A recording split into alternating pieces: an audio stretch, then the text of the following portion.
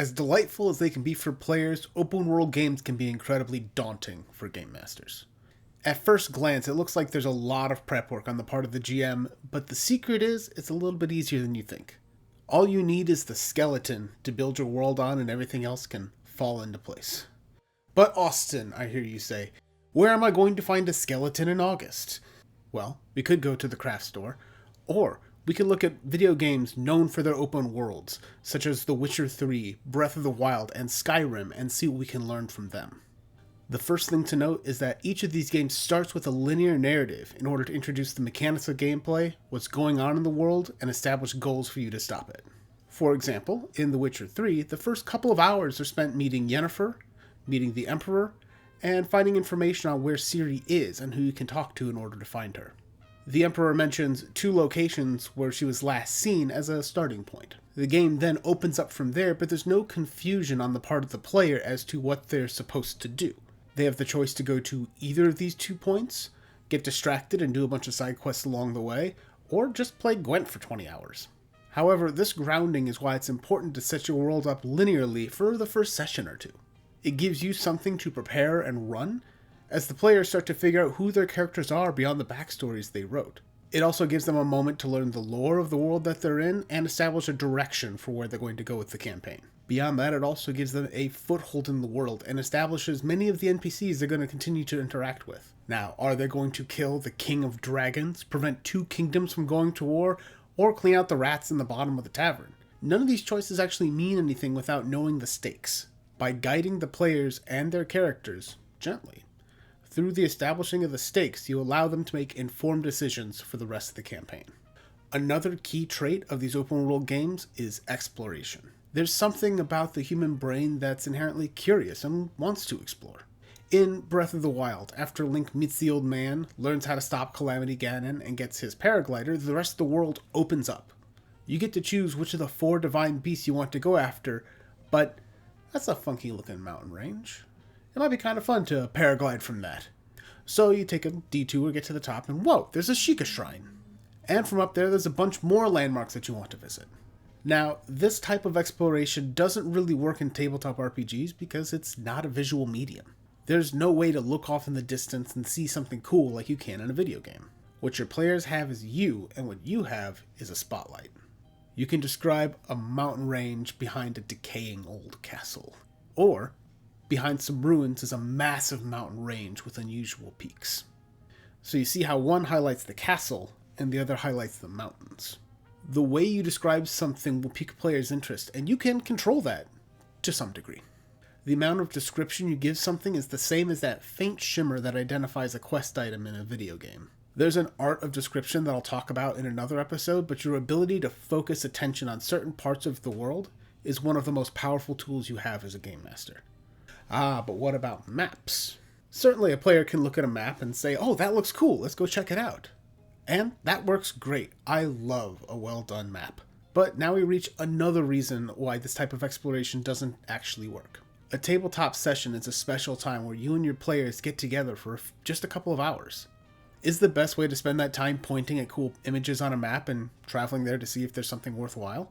Maybe, but I think there's a better way to do that. A good tabletop RPG map has just a few highlights scattered across its view. A dragon's skull, a giant sword and helmet, and so on are spotlights in the very same way that describing something is. If you're looking for existing examples from D&D, the maps in The Wild Beyond the Witchlight and Descent into Avernus are fantastic. A map isn't infinite points to visit, but a dozen or so. Not only that, each stop can and should tie into the greater narrative in a way that always feels worthwhile. Now, I can spend hours wandering around Skyrim getting into hijinks, but I don't want to spend a session or 2 getting to a cool looking fortress to kill a few devils, get some gold and some potions, and that's kind of it. This is a spotlight on the map. Tie it to the main story. Maybe there's a needed item, a helpful NPC with some information, or some other boon to help with the quest. The last thing you want is for your players to look back at that adventure and say, we could have skipped that. These tips also apply to running Western Marches style campaigns as well.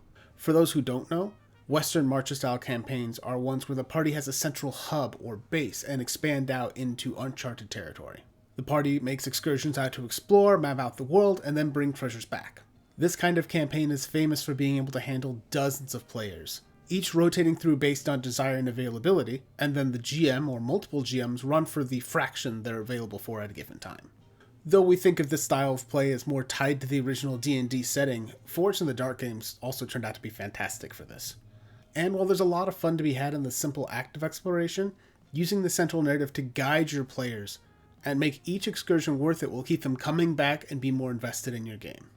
The other key part of running an open world game beyond exploring is the ability to build and change the world.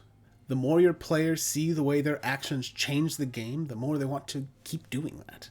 Say if they claim a castle and rebuild it, some traveling nobles might come by. Do they want to earn favor with this new lord? Or do they have the title to the land and they want to get the adventuring party out of their wonderfully remodeled new home?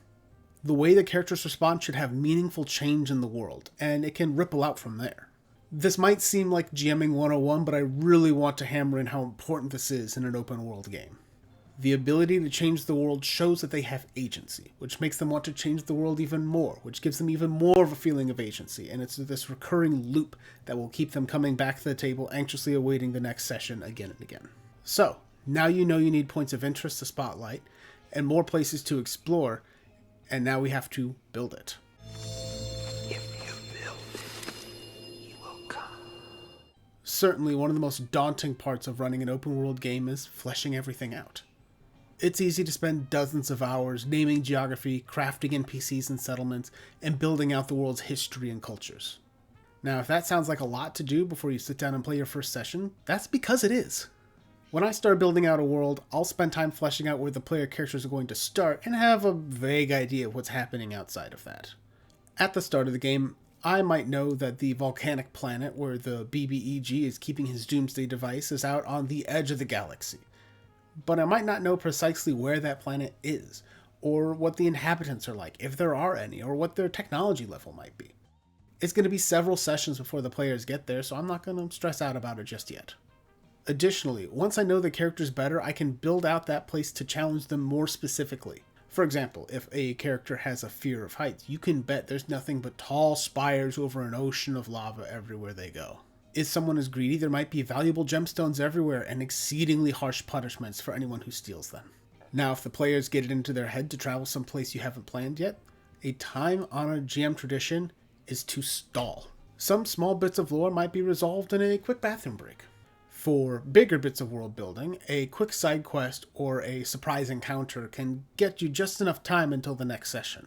Now, between games, hopefully you'll have enough time to flesh out the bones you've already given the region. And worst case scenario, you can just say, I haven't prepped for that tonight. But we can spend the rest of the session doing shopping, gathering information, and the other preparations needed before you get on your way. Another improvisational world building tip is to remember that information isn't always available. We live in an age of information where encyclopedias and experts are in our pockets, and even then it can be hard to get accurate information.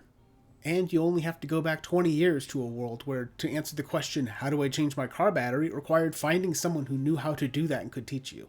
If a player wants to know details about what a place is like, or anything about the culture, it's entirely possible no one around them really knows. The records they have access to might be outdated or partially destroyed. You can also postpone the reveal of information gathered.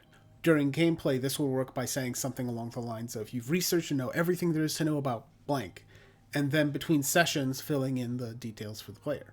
Based on your research last session, you knew about this and were properly prepared. This rewards the player for their role without you having to actually provide the information up front. You could also write up a short something and send that to the player between sessions so they have something to reference in character. Well, that's just about all the time we have. If you have any questions, comments, or things you'd like us to talk about, you can leave them in the comments below. Shoot us an email at biscuitwolfgames@gmail.com or find us on Blue Sky at biscuitwolfgames. You can also find our own RPG supplements at our itch.io and at DriveThruRPG under the Biscuit Wolf banner. We'll see you next time.